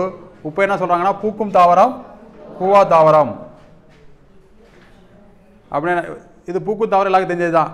இது எழுதி வச்சுங்க. பூவா தாவரம் ரிக்ஸியா உதாரணம். இல்லை டேரெக்டாக கேட்பாங்க. பூவா தாவரத்துக்கு உதாரணம் என்னது? அடுத்து பாருங்கள், விதைகள் அடிப்படையில் 2 வகையாக பிரிக்கிறாங்க. இப்போ சில இதில் பார்த்தோன்னா விதை திறந்தே இருக்கும், சில இதில் விதை எப்படி இருக்கும்?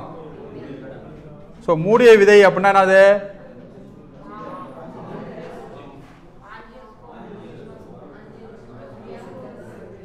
ஆஞ்சியோஸ்பெர்ம். என்னது? ஜிம்னோஸ்பெர்ம். ஜிம்முக்கு போகிறப்ப நாங்கள் உடம்பு காப்பாங்களா, பார்த்துறீங்களா? மூடிய விதை தாவரத்துக்கு உதாரணம் மா. விதை எப்படி உள்ளே இருக்கும்? திறந்த விதை சைக்கஸ். நோட் பண்ணி, இது ரொம்ப முக்கியமானது. 103 ரொம்ப முக்கியமானது, 100 ரொம்ப முக்கியமானது. பூவா தாவரம் ரிக்ஸியா, திறந்த விதை தாவரம் சைக்கஸ். ஸோ அடுத்து பாருங்கள், உலகிலே மிக நீளமான நதி நைல் நதி. இதுதான் என்ன சொல்கிறாங்க? எகிப்தின் நன்கொடை. நோட் பண்ணி வச்சுங்க. எகிப்தின் நன்கொடை அப்படின்னு அழைக்கப்படுறது ஹிஸ்ட்ரியில் உள்ள கேள்வி. எகிப்தின் நன்கொடை அப்படின்னு அழைக்கப்படுறது நைல் நதி. அப்படி சொன்னது யார்? ஹெரோடோட்டஸ். நோட் பண்ணிச்சிங்க, வரலாற்றின் தந்தை. சும்மா கால் வாங்கிட்டு போகிறது கிடையாது. எக்ஸாம் காலில் உட்காந்துருக்கப்போ ஹெரோடோட்டஸா ஹிப்போகரட்டஸா அப்படின்னு வரும். எப்படி வரும்? அவ்வளோதான், 0.5 மார்க்கு மைனஸ். புரிஞ்சுக்க முடியுதா? இதெல்லாம் மனப்படமாக சொல்லணும். உலகின் நீளமான நதி நைல் நதி. எப்போ கேட்டாலும் சொல்லணும். 6650 கிலோமீட்ரு. அகலமான நதி அமேசான். ஓகேவா? இந்தியாவுடைய மிக நீளமான நதி கங்கை, 25 கிலோமீட்டர். இது எப்படி படிக்கணும்?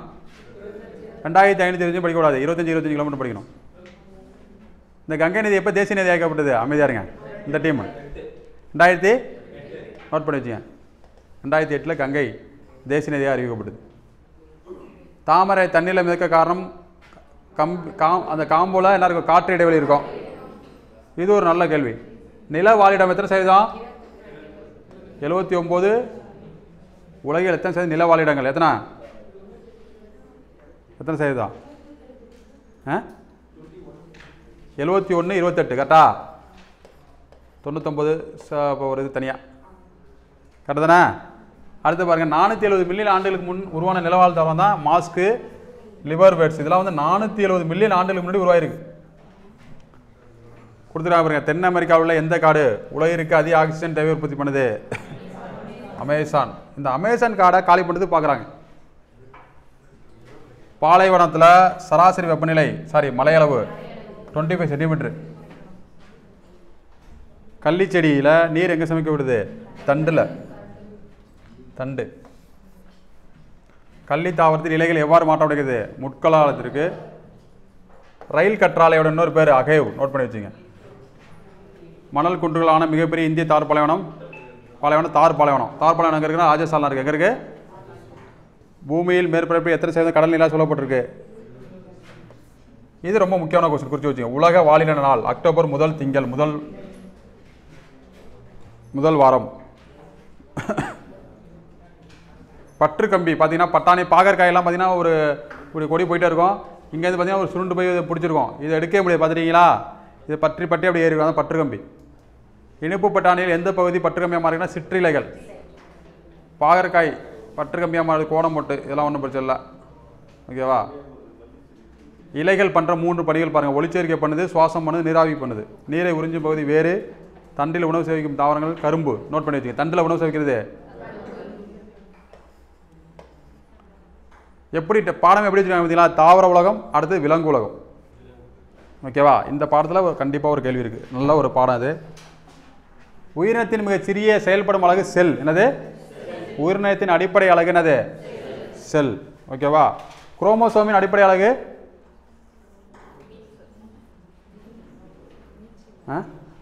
அப்படின்னு எதுவுமே இல்லையா? கேள்வி இல்லையா? சரி. முதுமை உலர்த்தும் கடிகாரம் அப்படின்னு அழைக்கப்படுறது எது? டீலோமியர். ஸோ ஒரு கொஸ்டின் இருக்கு. சரி, உயிரினத்தின் மிக சிறிய நரம்பு செல்லின் அடிப்படை அலகு நியூரான். சரி, ரைட்டு. பாருங்கள், செல்களின் எண்ணிக்கை அடிப்படையில் விலங்குகள் என்ன பண்ணுறாங்க? ஒரு செல் உயிரி, பல செல் உயிரின்னு பிரிக்கிறாங்க. ஒரு செல் உயிரிக்கு அபிபா, பாரமிசியம், யூக்ளினா. இதெல்லாம் எப்படி இடற்பயிற்சி பண்ணுது அப்படிங்க? இதெல்லாம் எப்படி இடற்பயிற்சி பண்ணுறது அப்படின்னு சொல்லிட்டு ஒரு பொறுத்துக்கு இருக்கும். அந்த பொறுத்துக்கு ரொம்ப ரொம்ப முக்கியமானது. கசையிலை அப்படின்னு சொல்லிட்டு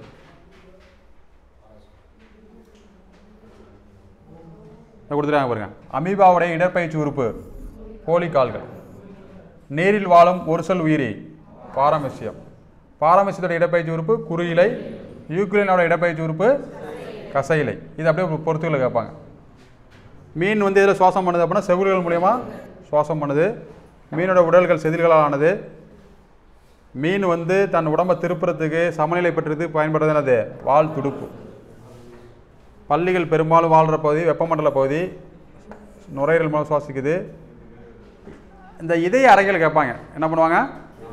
இப்போ உதாரணத்துக்கு மீனுக்கு எத்தனை இதய அறைகள் இருக்கு? 2. மனிதனுக்கு 4 அறைகள் இருக்கு. முதலைக்கு பாருங்க, பறவையில் வந்து முன்னாடி உள்ள காலு தான் ரெக்கையாக மாறி இருக்கு. எல்லாருக்குமே தெரிஞ்சிருக்கும். இருமை பார்வை பெற்றிருக்க உயிரினம் அப்படின்னா ஒரு புறா இருக்குது அப்படின்னா ஒரே இடத்துல 2 பேரை பார்க்கும். நம்மளால் பார்க்க முடியாது. நம்ம ஒரு பொருளை தான் பார்க்க முடியும். அது ஒரு இடத்துல இங்கே சைடில் உள்ளது பார்க்கும், இங்கே சைடில் உள்ளது பார்க்கும். ஒரே சமயத்தில் 2 கண்கள் மூலம் 2 வெவ்வேறு பொருட்களை காண முடிவது பறவைகள். இந்த குளிர்கால உறக்கம், கோடைக்கால உறக்கம் இப்படியா சொல்லியிருக்காங்க. அப்படின்னா என்ன அர்த்தம் அப்படின்னா, இப்போ குளிர்கால உறக்கத்தில் அந்த பொருளை அந்த உயிரினத்தை பார்க்கவே முடியாது. கோடைக்கால உறக்கம்னா கோடை காலத்தில் அந்த என்ன பண்ணாது? அந்த உயிரை பார்க்க முடியாது. இப்போ குளிர்காலம் ஆமை வந்து குளிர்காலத்தில் என்ன பண்ண முடியாது? பார்க்க முடியாது. கோடை காலத்தில் வெளில வரும். நத்தை கோடை காலத்தில் எங்கே இருக்குன்னு தெரியாது. மழை பெஞ்சு வயலில் தண்ணி கிடக்கப்ப என்ன வரும்? நத்தை வரும். நீண்ட நாள் நீர் இருந்தாமல் உயிர் வாழும் உயிரினம் ஒட்டகம். பாலைவன கப்பல் அப்படின்னு அழைக்கப்படுறது ஒட்டகம் தான். நீரே அருந்தாத உயிர் தான் இது. ஒட்டகத்தில் பார்த்தோம் அப்படின்னா கொழுப்பு எங்கே செமிச்சு வைக்குது? திமிழில் செமிச்சு வைக்குது. விலங்கு பருவ மாறுபாட்டு காரணமாக ஒரு இடத்துல வேறு இடத்துக்கு செல்வது வலசை புதல். தமிழ்நாட்டின் மாநில விலங்கு நீலகிரி வரையாடு.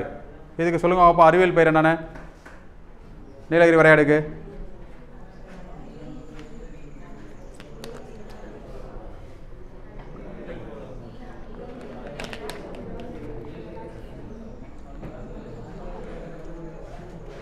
கவனிங்க, சிலபஸ் விட்டுருந்தாங்க பார்த்தீங்களா? அதில் போய் பார்த்தீங்கன்னா பயாலஜினா தாவர உலகம், விலங்கு உலகம்.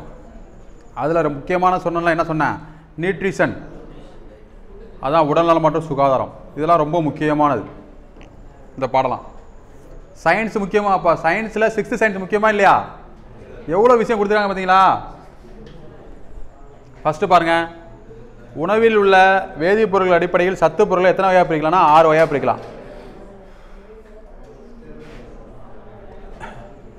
கவனிங்க, நமக்கு ஆற்றலை தர்றது வந்து கார்போஹைட்ரேட். எது சொல்லுவாங்க? கார்போஹைட்ரேட் உள்ள உணவை சாப்பிடக்கூடாது, சாப்பாடே சாப்பிட்டுட்டே இருக்கக்கூடாது அப்படின்னு சொல்லுவாங்க. ஆக்சுவலாக சாப்பாடில் தானே இருக்குது. ஆனால் இப்போ சாப்பிட்ற சாப்பாடு வந்து நல்ல சாப்பாடான்னு பார்க்கணும். என்ன சொல்லணும் புரியுதா உங்களுக்கு? இப்போ உள்ள அரிசி எல்லாமே என்னது? நச்சு பொருட்கள் கலந்து தான்.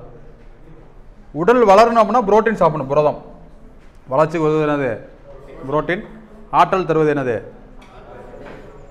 அதிக அளவு புரதம் காணப்படும் உணவுப் பொருள் என்ன அப்படின்னு பார்த்தா சோயா பீன்ஸ். இது ஒரு மேலும் அறிந்து கொள்ளும் கேள்வியா? பார்த்து வச்சுங்க. கார்போஹைட்ரேட்டை விட அதிக ஆற்றல் தரக்கூடியது எது? கொழுப்பு. கொழுப்பே சாப்பிடக்கூடாதுன்னு சொல்கிறாங்கல்ல. உணவை விட கொழுப்பு அதிகமான இருக்குது, ஆற்றல் இருக்குது. ஸோ விட்டமின்களை வந்து 2 வகையாக பிரிக்கிறாங்க. நீரில் கரையும் விட்டமின், கொழுப்பில் கரையும் விட்டமின். இப்போ உதாரணத்துக்கு சில காய்கறிலாம் பார்த்தோம்னா கழுவிட்டு வெட்டணும், சிலதை வெட்டிட்டு என்ன பண்ணலாம்? கழுவலாம். என்ன காரணம் அப்படின்னா பிசி, பியும் விட்டமின் பியும் சி என்ன ஆகும் அப்படின்னா நீரில் கரைஞ்சிரும். இப்போ எலுமிச்சம்பழம் ஜூஸ் போடுறோமா? எலுமிச்சம்பழம் என்ன இருக்கு? அடுத்து பாருங்க, ஏடி, இபி கிடையாது, டி நோட் பண்ணி வச்சுங்க. இப்படி ஞாபகம் வச்சுக்கணும்.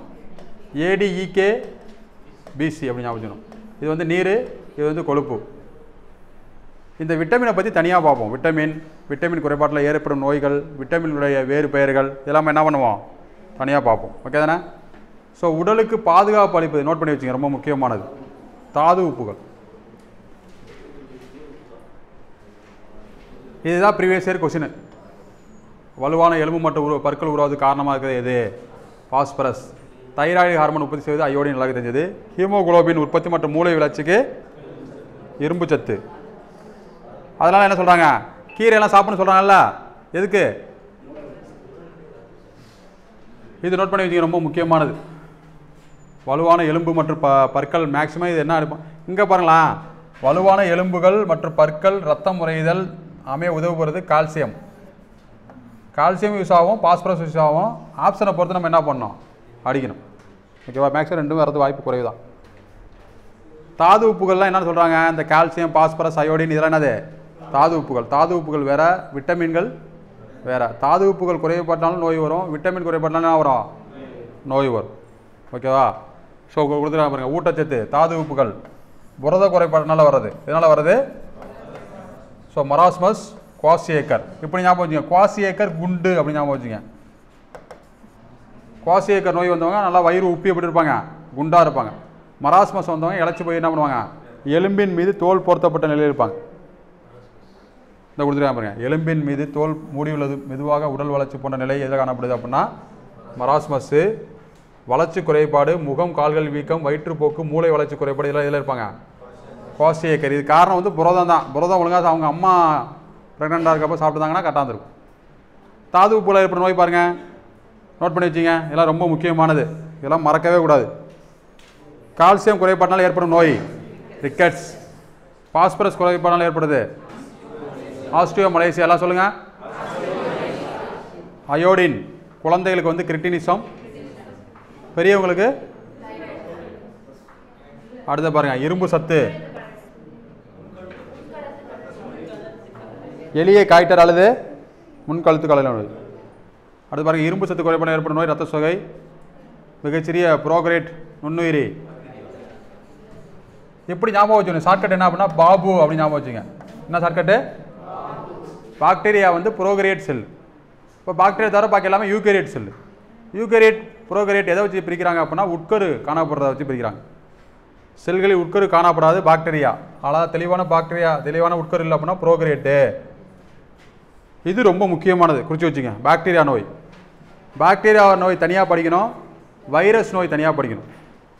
என்ன சொல்லுவாங்க அப்படின்னா 3 பாக்டீரியா நோய் கொடுத்துட்டு ஒரு வைரஸ் நோய் கொடுப்பாங்க. வேறுபட்டது எதுன்னு கேட்பாங்க. அவங்க இது வந்து எதன் அடிப்படையிலாம் கேட்கலாம் மாட்டாங்க. நம்ம தான் என்ன பண்ணணும், ஓகே இது பாக்டீரியா நோய், வைரஸ் நோய்.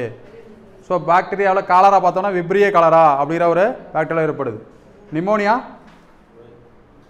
சொல்லுங்கள், காய்ச்சல் தான். எதனால் ஏற்படுது? வைரஸில் பாக்டீரியா. டெட்டனஸ் என்ன பாக்டீரியா? காச நோய் மைக்கோ பாக்டீரியம் டியூபர். நோட் பண்ணி வச்சுங்க, ரொம்ப முக்கியமானது. Mycobacterium tuberculosis.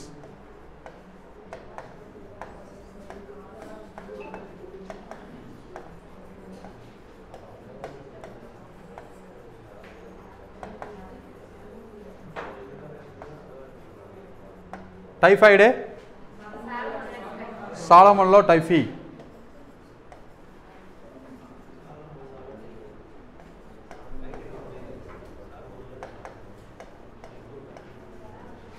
டைஃபி ஓகேவா? ஸோ பார்த்து வச்சிங்க. அதே போல் பார்த்தோம்னா ஃபஸ்ட்டு அது சொல்லியாச்சு. ஃபஸ்ட்டு பார்த்தோம் அப்படின்னா குழந்தை பிறந்தோன்னே பிசிஜி தடுப்பூசி தான் போடுவாங்க. நோட் பண்ணிச்சிங்க, இது ரொம்ப ஒரு வாட்டி எக்ஸாமில் கேட்டிருக்காங்க. ஃபஸ்ட்டு குழந்தைக்கு போடக்கூடிய தடுப்பூசி 6 மாதத்துல என்ன தடுப்பூசி? பிசிஜி. நிறையா தடுப்பூசி போடுவாங்க. எப்போ இந்த தடுப்பூசி போடுவாங்க தெரிஞ்சு வச்சுங்க. பிசிஜி தடுப்பூசி. விட்டமின் குறைபாடெலாம் பாருங்கள். விட்டமின் ஏ மாலைக்கண் நோய், B beriberi, C scurvy, D rickets, E மலட்டுத்தன்மை. நோட் பண்ணி வச்சுங்க, இதுதான் முக்கியமானது. விட்டமின் இ குறைபாடு என்ன வரும்? இதெல்லாம் ஏன் இவ்வளோ வேகமாக சொல்கிறோம் அப்படின்னா ஏற்கனவே படிச்சிருப்பீங்க, உங்களுக்கு தெரியும் அப்படிங்கிற ஒரு கான்செப்டில் சொல்லிட்டு இருக்கோம். நான் இப்போ சார் ஃபஸ்ட்டு விட்டமின் ஏவே பார்க்குறேன் அப்படின்னா நீங்கள் என்ன பண்ணுங்கள், கொஞ்சம் பொறுமையாக பாருங்கள். ஓகேவா? ஸோ இது ரொம்ப முக்கியமானது. நோட் பண்ணி வச்சுங்க. ஈயும் கேயும் ரொம்ப முக்கியமானது. கே வந்து ரத்த உரையாமை, ரத்தமே உரியாது. ரத்தம் உரையாது தேவையான செல்கள் என்னது? ரத்த தட்டுகள். ரத்த தட்டுகள் குறைபாடுலாம் ஏற்படும் நோய் பண்ணது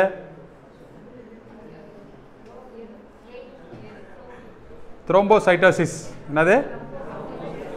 அதெல்லாம் தனியாக பார்ப்போம். ரத்தத்தை பற்றி தனியாக பார்ப்போம். ரத்தத்தில் என்னென்ன செல்கள் இருக்குது, அதில் மோனோசைட்னா என்ன, லிம்போசைட்னா என்ன, எரித்ரோசைட்னா என்ன, அது குறைவாக இருந்தால் என்ன, அது ஆண்களில் எவ்வளோ இருக்கும், பெண்களில் எவ்வளோ இருக்கும், இதெல்லாம் டீட்டெயிலாக பார்க்கணும்.